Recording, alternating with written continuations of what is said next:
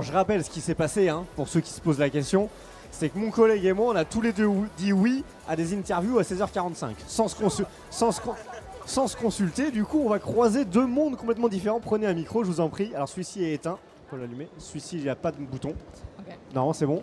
Normalement, je pense. Est-ce que le micro marche? Je pense, oui, il marche. C'est parfait. Alors moi, je me suis dit, c'est des mondes qui n'ont rien à voir. Mais attention, on m'a tout de suite contredit parce que tu as fait quelque chose sur le Quidditch. Exactement, je me permets, je suis hypnotiseur de spectacle et sur mon spectacle tout à l'heure, j'ai un numéro de Quidditch justement où les gens hypnotisés se prennent pour des joueurs de Quidditch. Ok, alors on va attendre que les cadrages soient refaits parce que là c'est catastrophique ces cadrages.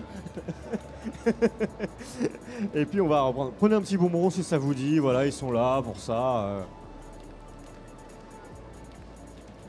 Alors, les petits cadrans. On est bon sur les cadrans. Alors, c'est parti, on reprend tout à zéro et on va commencer par le Quidditch. Alors, Toulouse Quidditch ou Toulouse Quidditch quelque chose? Toulouse Quidditch. Toulouse Quidditch tout court. Tout court, tout simple. On va reprendre la base déjà. On va redire un peu ce que c'est le Quidditch pour ceux qui ne connaissent pas.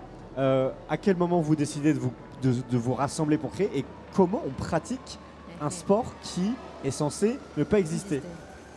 Alors Toulouse Quidditch, ça existe depuis 2011. Ouais. C'est un groupe d'amis qui s'est lancé dans l'aventure de se regrouper pour jouer à ça.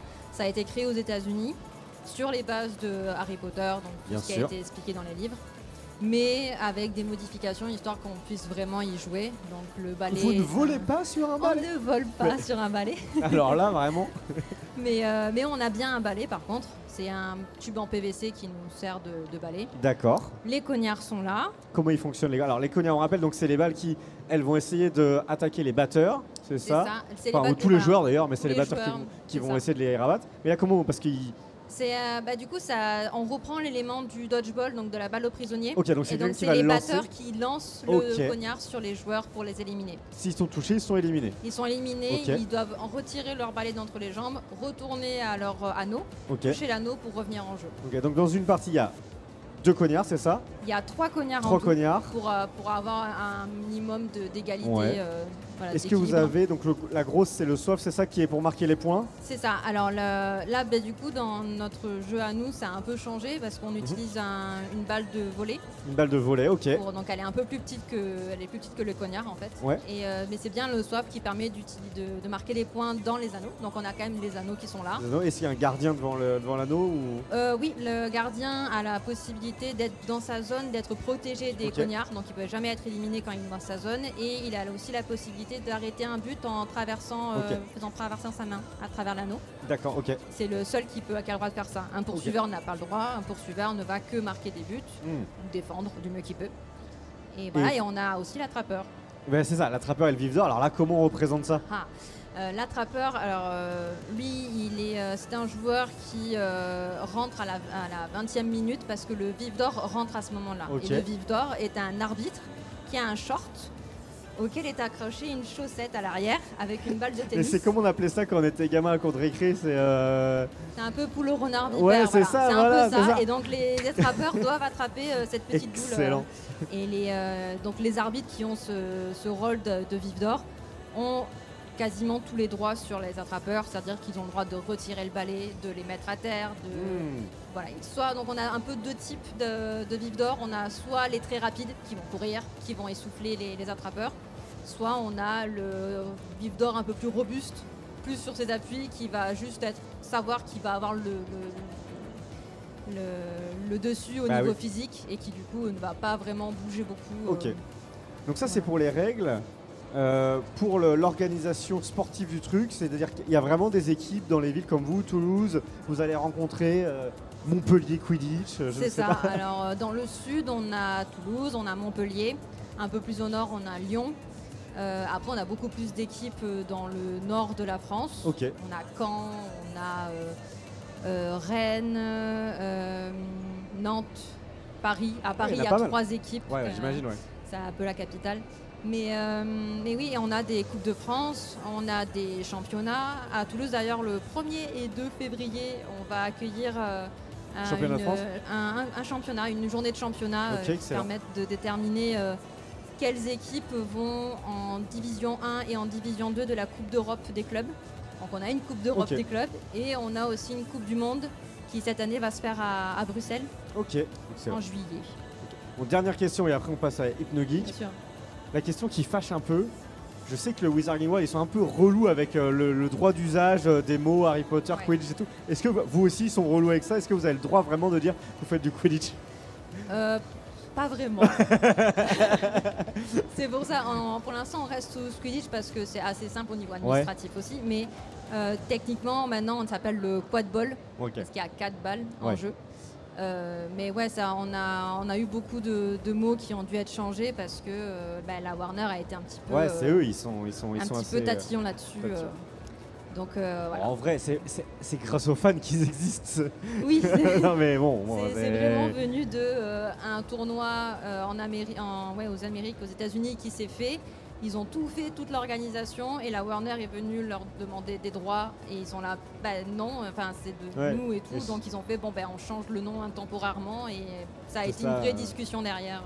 En plus, je crois que là, en ce moment, ils sont vraiment en train de. Ils veulent relancer complètement l'univers Harry Potter. Il y a plein de projets dans les tuyaux. Donc là, je pense que tous ceux qui veulent utiliser un petit peu cet univers-là pour se faire de l'argent, la Warner dit c'est notre argent. Clairement, Bon, on y reviendra. bien sûr. HypnoGeek, Enchanté. enchanté. Est-ce que tu peux rapidement te présenter? Moi, je casse tout ce qu'il y a sur le plateau. Est-ce que tu peux rapidement te présenter, nous dire qui tu es, depuis Bien combien sûr, de temps tu exerces? Je m'appelle Lloyd, du coup. Oui. C'est mon prénom et mon nom de scène. Et je suis hypnotiseur de spectacle depuis presque 10 ans maintenant. Ah, donc c'est mon métier à 10 ans. temps plein. Je suis de Lyon. Ouais. Et je me produis beaucoup dans les conventions type TGS, du coup. Et en parallèle, des tournées dans le sud, notamment l'été. Et je suis un grand geek. Donc, Harry Potter, ça me parle beaucoup.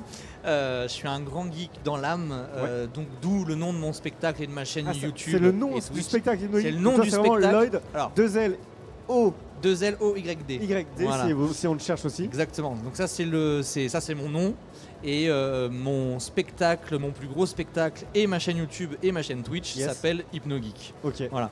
Et j'ai basé vraiment tout le spectacle sur la culture pop, la culture geek, où on joue au Quidditch, on devient des dinosaures, on se prend pour Allons-y. Batman, on fait du Mario Kart. Enfin, vraiment, on est sur ça. On est à fond dedans. Voilà. Et en parallèle, du coup, sur YouTube, j'ai différentes émissions, dont une où en fait j'analyse et je décrypte l'hypnose dans le cinéma. Ok. Donc l'hypnose d'Harry Potter, il y a eu un épisode sur Harry Potter avec le sortilège de l'Imperium. Ah oui. Il y a eu un épisode sur Men in Black et il y a d'autres épisodes qui arrivent. Le prochain est centré sur le film Dune de Denis Villeneuve. Alors je cherche l'hypnose dans Dune là. La technique de la voix. Ah oui, oui, tout oui, simplement. oui, Voilà. bien sûr. oui, Donc bah en oui, fait, je complètement. prends des représentations plus ou moins réelles d'une forme de contrôle Exactement. et je dis bon bah ça, ok, mais qu'est-ce qu'il en est quoi? Ok. Est-ce que c'est logique? Est-ce que c'est possible? Quelle est la dose de réel et la dose de fiction? C'est comme ça qu'on se rend compte que K dans le livre de la jungle est pas un si mauvais hypnotiseur que ça, quoi. Parce que Voilà. les techniques utilisées sont. Parce que Disney a bien fait ses devoirs. Et du coup, toi, t'as fait des études là-dedans, t'as bossé là-dedans dans l'hypnose, on va dire, théorique, scientifique, ou est-ce que non, tu t'es vraiment renseigné et t'as appliqué des concepts finalement, et puis let's go quoi. Alors moi en fait à la base je suis comédien. Ok. Je suis sur scène depuis que je suis gamin, je suis né dans une famille d'artistes et le jour où j'ai voulu apprendre à vivre de spectacle et Mhm. non pas juste à le faire comme activité, j'ai fait un peu tout ce qui était possible. Ouais. J'ai fait de l'animation, j'ai fait de la technique, j'ai fait de la mascotte, j'ai tout fait et j'ai été formé par un magicien D'accord. et donc j'ai fait un petit peu de magie qui n'a rien à voir avec l'hypnose. Ouais. Et en fait un jour en allant acheter un paquet de cartes, je tombe sur une formation, un DVD qui coûtait un petit peu d'argent. Et j'avais cette somme, et à savoir que j'étais un grand cartésien. Moi, j'étais le premier à dire ça marche pas, c'est des complices, c'est machin. Et je sais pas pourquoi, ce jour-là, j'ai dit bah allez banco. J'ai acheté ce DVD-là, je l'ai mangé dans la soirée. Le soir même, j'étais dans Lyon en train d'hypnotiser des gens. Ok. Donc t'as Et, testé tout de suite. Ah, c'était une drogue directe. Ok. Alors, c'était ridicule comparé à tout le savoir que j'ai eu par la suite. Parce qu'après, je me suis formé en hypnose thérapeutique, en hypnose Ouais. ericksonienne. Oui, parce que c'est ça, voilà. tu dis. Le côté cartésien, etc. C'est vrai qu'aujourd'hui, bon, maintenant avec toute la documentation, tout le contenu qu'on a, le discours qui dit l'hypnose n'existe pas ou ça marche pas, n'est plus vraiment. Voilà. Non. On sait que Scientifiquement, c'est plutôt prouvé. une histoire de est-ce qu'on est réceptif, est-ce qu'un niveau d'hypnose ou toute une salle est hypnotisée, est-ce qu'on va y croire, est-ce qu'on va pas y croire, C'est ça, voilà. Mais par contre, faire de l'hypnose thérapeutique, voilà, il y a plein de gens. Après, c'est beaucoup une histoire de qui est en face et comment ça va se passer, etc. Est-ce que les gens ont envie de participer avec toi au spectacle et à ça. C'est surtout ça aujourd'hui. En fait, c'est totalement une. Alors, pas tout le temps, mais c'est très souvent une question d'envie de l'autre. C'est souvent un échange. Il y a des gens avec qui, pour moi, ça marche pas, mais ça va fonctionner avec d'autres et inversement.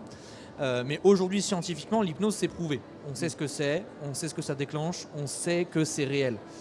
Là où les scientifiques sont pas tout à fait clairs, ça va être sur la notion d'état d'hypnose, où en fait, on n'est pas sûr de pouvoir parler d'un état. Mais aujourd'hui, on est en hypnose de spectacle, on touche entre 35 et 50% de la population, et en hypnothérapeutique, on en touche 85%. Donc aujourd'hui, on peut presque tous vivre ça. Voilà. On me fait déjà des signes, t'as vu? Je sais, j'ai vu, mais c'est déjà super cool de pouvoir passer. Hein il essaie de m'hypnotiser pour qu'on passe à la suite. Non mais en vrai, on pourrait en discuter encore plein de fois. Après, l'avantage, les amis, c'est que nous, on est là tous les ans à TGS de Toulouse. On est là au Spring Break. Donc on aura l'occasion d'aller creuser encore plus. Moi j'avais encore plein de questions sur Quidditch. On se reverra, j'espère. Donc je suis super content qu'on ait pu faire cette introduction de Toulouse Quidditch, de Lloyd et son spectacle Hypnogeek qu'on peut retrouver. Tu tournes encore un peu? Je tourne demain donc à 10h30 sur la grande scène. Vous pouvez me voir demain. Et bah écoute, c'est parfait. Et moi je vais passer à la suite qui est l'interview de Lolita à la Violette. Merci beaucoup. Merci à bientôt. bientôt.